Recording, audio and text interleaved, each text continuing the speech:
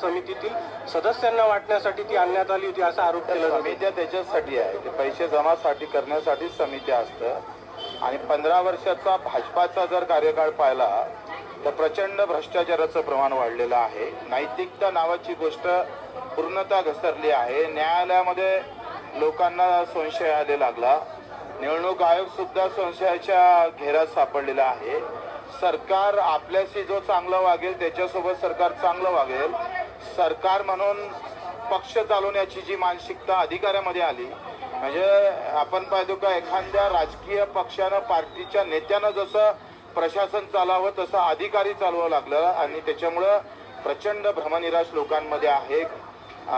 एकंदरीत वातावरण जे आहे का भारतीय जनता पार्टीच्या विरोधात बोलणं म्हणजे देशाच्या विरोधात बोलण्यासारखं आहे आणि भाजप आणि भ्रष्टाचार हे समीकरण आता जुळलेलं आहे।